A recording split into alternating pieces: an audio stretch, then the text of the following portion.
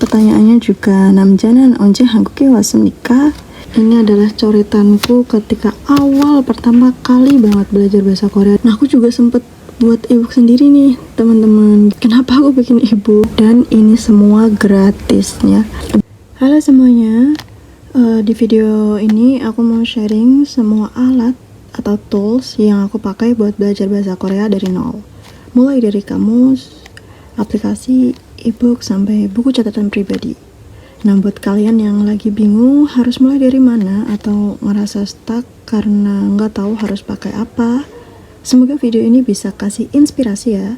Aku akan bahas satu persatu berserta kelebihan, kekurangan, dan tips memakainya. Pertama yang selalu aku andalin adalah kamus fisik bahasa Korea. Nah, ini kamus bilingual Korea Indonesia yang aku pakai di waktu awal belajar bahasa Korea.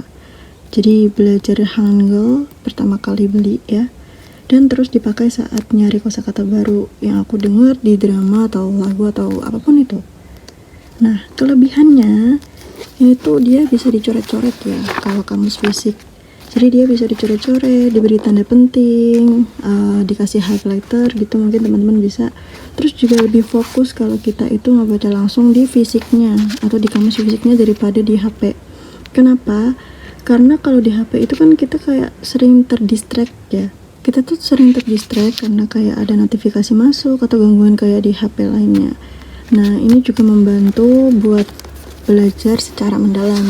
Terus kekurangannya dari kamus fisik ini, dia tuh lumayan berat ya. Kamus ini tuh lumayan berat. Kalau kamus fisik, dia tuh ada 756 halaman, jadi nggak praktis buat dibawa kemana-mana daripada HP ya. Terus juga kekurangannya nih kurang update biasanya dibanding di aplikasi gitu, karena kan dia udah kecetak ya, jadi kayak kosakata baru tuh belum ada di fisiknya. Tips dari aku, kombinasikan kamus fisik ini dengan kamus digital biar makin lengkap. Jadi teman-teman juga bisa punya fisiknya, kamus fisiknya. Nah, kalau misal lagi di jalan gitu pengen cari kosakata, nah bisa lewat di kamus yang online atau di digital di HP, jadi itu lebih praktis gitu. Tools yang kedua, kalau teman-teman ya, kalau kamu punya tujuan kerja atau belajar di Korea, buku ini penting banget. Ini buku Try Out Apps Topic, semacam buku latihan soal resmi buat tes kemampuan bahasa Korea. Nah, aku pakai ini bukan cuma buat latihan soal ya, tapi juga untuk mengenali gaya pertanyaannya. Jadi di sini tuh ada, kalau ini tuh nggak cuma satu tryout tapi ada beberapa tryout. Nah, ini udah pernah aku pelajarin ya di sini, jadi ini banyak banget ngebantu. Dan di tryout apps topic ini itu tuh dia juga udah ada audionya, jadi teman-teman juga bisa sambil belajar listening. Jadi ini sangat ngebantu banget sih. Sorry banget kalau ini udah kelihatan busuk banget di kertasnya karena ini udah lama. Ini aku beli sekitar 1,5 tahun lah kurang lebih. Jadi buku ini tuh sangat penting banget buat teman-teman yang mau ujian apps topic, karena dia itu selain bisa kita tahu, kita pelajarin gimana sih gaya-gaya soalnya, terus juga kita bisa latihan timing. Nah, di sini kan pastinya ada durasi waktu mengerjakan ujian ya, seperti tes di sekolah pada umumnya. Jadi di sini tuh ada 50 menit. Jadi kita bisa kasih timer nih di HP, terus kita sambil belajar atau sambil mengisi jawabannya. Nah, karena di sini udah ada jawabannya ya, di sini tuh sebenarnya udah ada jawabannya, jadi teman-teman nggak usah mikir, sebenarnya udah bisa. Tips dari aku mah, jangan cuma baca jawabannya, kamu coba analisa kenapa salah dan benarnya. Jadi biasanya kalau aku lagi belajar itu tuh aku tutupin dulu jawabannya, terus aku baca dulu soalnya. Kalau misal sebisa mungkin aku tidak melihat translate-nya ya, jadi aku kayak nge-translate sendiri apa sih yang udah aku bisa. Itu juga bisa mengingat teman-teman dan ngetes kemampuan teman-teman, seberapa banyak sih kosakata yang udah teman-teman pahami gitu. Aku biasanya tutupin dulu, terus aku fokus di soalnya. Terus kemudian kalau misal, karena kita kan punya durasi ya 50 menit tadi, jadi kalau misal sekitar 5 menit kita udah stuck, nah aku baru lihat tuh translate-nya, kemudian baca dulu pilihan jawabannya. baru kemudian kita lihat jawaban benarnya gitu. Kita coba jawab dulu ya, jangan langsung oh jawabannya 2 gitu, jangan ya. Kelebihannya kalau teman-teman punya buku F-Topic ini menyesuaikan diri dengan format soal asli, karena ini tuh udah apa ya namanya juga udah pakar ya, dan kayaknya tiap tahun dia hampir sama model soalnya. Jadi teman-teman gak akan rugi kalaupun beli buku F-Topic Korea ini. Nah, di sini juga kayak ada soal-soal percakapan gitu, teman-teman bisa aplikasikan ke sehari-hari. Kayak ini soal nomor 46, kelihatan nggak ya? Nah, di soal 46 di situ ada percakapan, contohnya suruh, tuan, suruh. Ya, jadi ini yang satu dia namanya suruh, terus ada tuan di sini. Jadi percakapannya kayak tuan Shinan 언제 한국에 왔어요? Nah, gitu. Jadi kayak teman-teman bisa terapin ke sehari-hari supaya itu juga bisa mengingat kosakata-kosakata yang udah dipelajarin gitu, jadi nggak gampang lupa. Tuan Sinan onje 한국에 왔어요? Terus pertanyaannya juga 남자는 onje 한국에 왔습니까? Gitu, kapan si pria datang ke Korea? Gitu, teman-teman juga bisa pelajari. Terus kekurangannya ini sebenarnya terlalu teknis buat kamu yang baru belajar bahasa Korea banget dari nol sih. Jadi aku kayak kurang recommended kalau ini kamu pelajarin dari awal-awal belajar bahasa Korea. Tapi kalau kamu mau beli itu nggak apa-apa ya, sah-sah saja gitu. Cuman memang kayak terlalu berat aja sih kalau langsung ke F-Topic gitu. Yang penting Hangulnya dulu kamu udah bisa. Terus kekurangannya juga kadang penjelasannya kurang detail, harus dicari dari sumber lain gitu. Aku kadang juga dia kan di sini kayak cuman try out ya, jadi itu di sini tuh kebanyakan dia isinya soal-soal dan jawabannya tanpa penjelasan. Jadi teman-teman harus punya referensi lain selain dari buku F-Topic ini gitu. Nah, tools berikutnya adalah pastinya aplikasi online belajar bahasa Korea, dan ini semua gratisnya. Zaman sekarang tuh belajar makin gampang dan makin canggih karena banyak banget aplikasi interaktif yang bisa kita akses buat belajar bahasa Korea, teman-teman.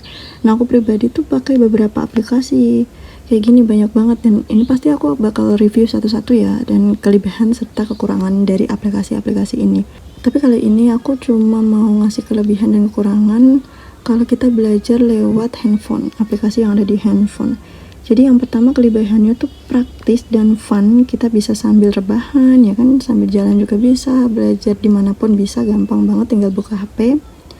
Terus ada progress tracking yang bikin kita semangat. Terus kombinasikan aplikasi dengan latihan manual supaya lebih balance. Nah, itu makanya kenapa tadi ada kamus fisik dan ada kamus digital, supaya kita tuh kalau belajar bisa balance gitu, dan punya referensi nggak cuma satu, jadi tapi ada banyak. Terus tools yang berikutnya yaitu bagian yang paling aku sayang banget, yaitu buku catatan atau jurnal belajarku.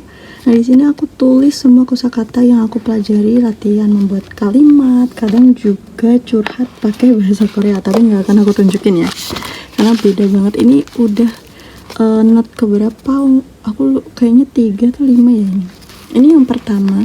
Nah, ini pertama kali waktu aku belajar bahasa Korea.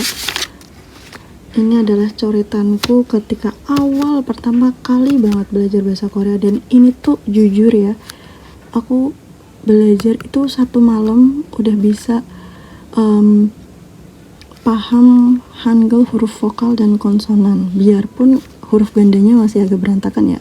Tapi dalam 1 malam aku udah bisa huruf vokal dan konsonan, dan itu aku bener-bener bangga banget sama diriku.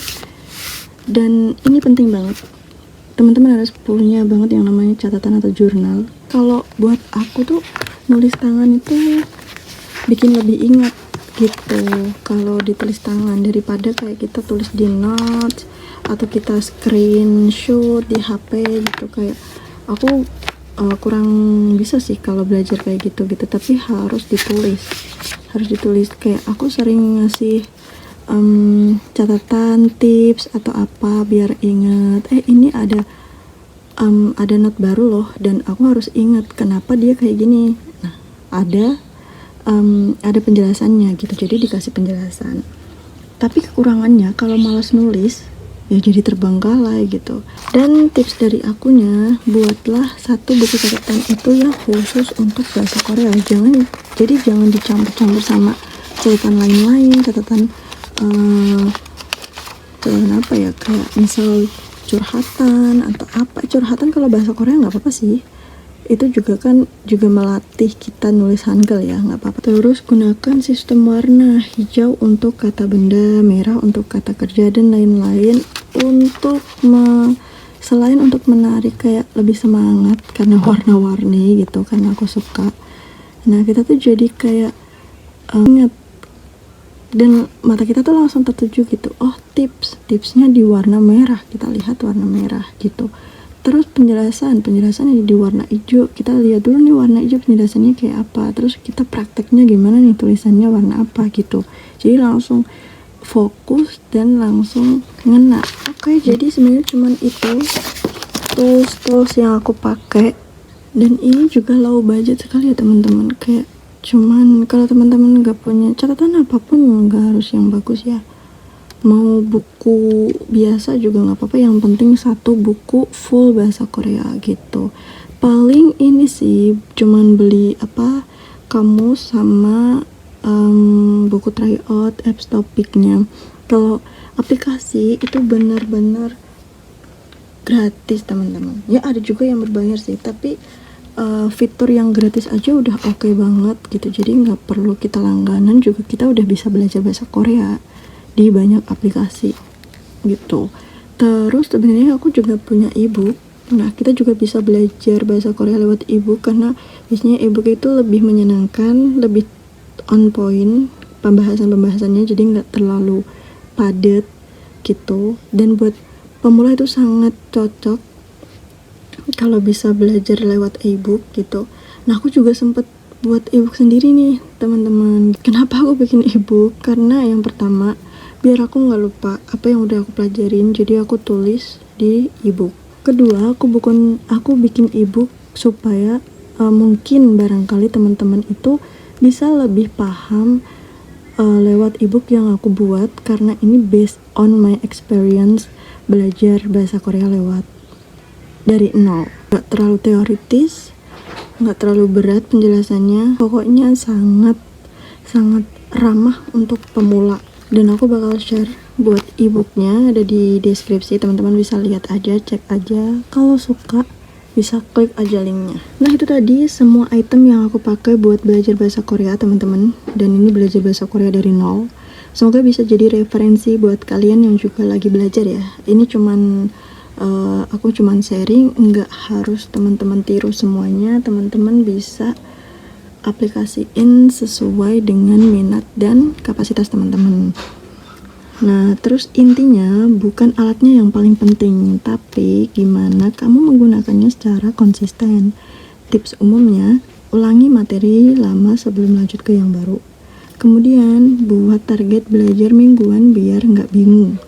Terus, nikmati proses belajar, jangan terburu-buru. Kalau kamu punya item atau tools andalan sendiri, komen di bawah ya. Sampai ketemu di video selanjutnya.